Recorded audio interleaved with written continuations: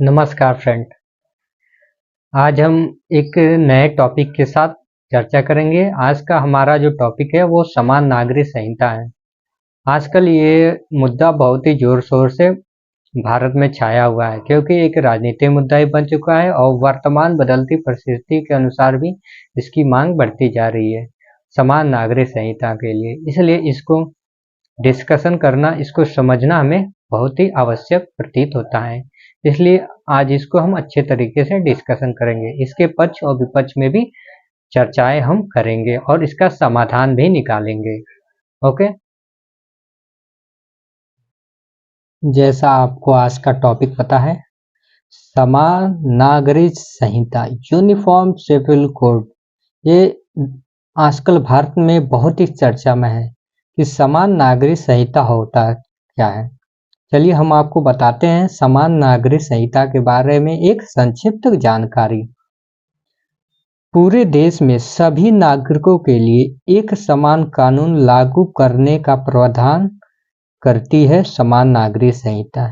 यह समान कानून सभी धार्मिक समुदायों के विवाह, तलाक, विरासत, गोद लेने के उत्तराधिकार जैसे जितने भी व्यक्तिगत मामलों में एक समान रूप से लागू होता है। ठीक है, उसे एक समान कानून कहते हैं, एक उसी को हम समान नागरिक संहिता कहते हैं।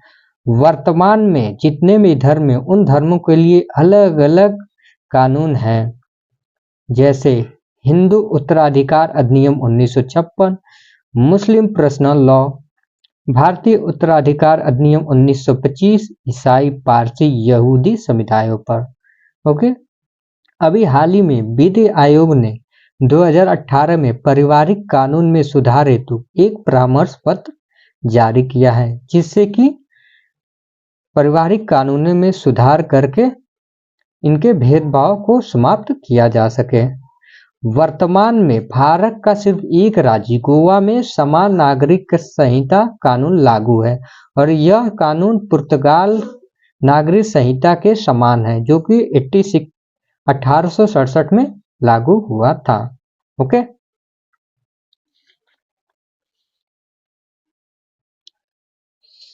समान नागरिक संहिता के महत्वपूर्ण न्यायिक निर्णय। इसके कुछ महत्वपूर्ण न्यायिक निर्णय हैं जिससे कि समान नागरिक संहिता की मांग बढ़ती जा रही है देश में। पहला है अहमद खान बानो बेगम और न्यायवाद। दूसरा है सरल मुदगल बनाम भारत संघवाद 1995। तीसरा है सायरा बानो बनाम भारत संघवाद 2017। ओके, यूसीसी के पक्ष में तर्क। समान नागरिक संहिता के पक्ष में तर्क हैं और कुछ विपक्ष में तर्क हैं। तो पहले हम पक्ष में तर्क को समझते हैं। पहला है प्रावधान भारतीय संविधान अनुच्छेद 44 में। समान नागरिक संहिता का जो प्रावधान है वो हमारे भारतीय संविधान 44 में है, जो राज्य के नीति निर्देशक तत्वों में लिखा गया है। दूसरा है पंथ निरपेक्षता को बढ़ावा देना। समान नागरिक संहिता पंथ निरपेक्षता को बढ़ावा देता है। तीसरा है राष्ट्रीय एकता और एकीकरण को बढ़ावा देना। समान नागरिक संहिता राष्ट्रीय एकता और एकीकरण को बढ़ावा मिलता है। तीसरा है लैंगिक न्याय को बढ़ावा। संयुक्त राष्ट्र ने यूसीसी की मांग की है भारत में, जिससे कि लैंगिक न्याय को बढ़ावा मिल सके।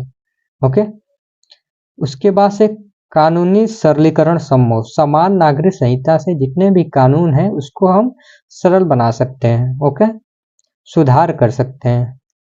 आधुनिक समय के साथ तालमेल स्थापित करना भी संभव है समान नागरिक संहिता के माध्यम से। ओके, अब विपक्ष में तर्क समझते हैं। विपक्ष में तर्क यह है कि विविधता के विरुद्ध। भारत विविधता पूर्ण एक देश है, यहाँ पर अलग अलग धर्म जाति के लोग रहते हैं, अलग अलग रंग रूप के लोग रहते हैं, तो उनमें समान नागरिक संहिता लागू करना थोड़ा जटिल कार्य है, तो इनको ध्यान में रखना पड़ेगा। दूसरा है आम सहमति का अभाव। हमारे देश में लोगों के प्रति सहमति नहीं बन पाई है, इनमें आम सहमति का अभाव है समान नागरिक संहिता के लिए। तीसरा है संघीय संरचना। हमें राज्यों की संघीय संरचना को भी ध्यान में रखना पड़ेगा समान नागरिक संहिता लागू करने के लिए। ये इसके विपक्ष में तर्क है। अब मध्यम मार्ग या समाधान क्या हो सकते हैं समान नागरिक संहिता के? तो वह है आम सहमति, लोगों में सहमति बनाया जाए। ओके, उसके बाद से मजबूत राजनीतिक इच्छा शक्ति, सबसे इम्पोर्टेंट बात, राजनीतिक इच्छा शक्ति मजबूत होनी चाहिए समान नागरिक संहिता लागू करने के लिए। जागरूकता, लोगों में समान नागरिक संहिता के लिए जागरूकता बढ़ावा बनाया जाए, लोगों को समान नागरिक संहिता के बारे में बताया जाए। ओके, उसके बाद भेदभाव समाप्त करना, कानून प्रक्रिया को सरल बनाकर और उचित दंड के माध्यम से भेदभाव को समाप्त करके हम समान नागरिक संहिता लागू कर सकते हैं। ओके, चरणबद्ध दृष्टिकोण अपनाना, समान नागरिक संहिता लागू करने के लिए हमें चरणबद्ध दृष्टिकोण अपनाना चाहिए जिससे कि समान नागरिक संहिता लागू हो सके।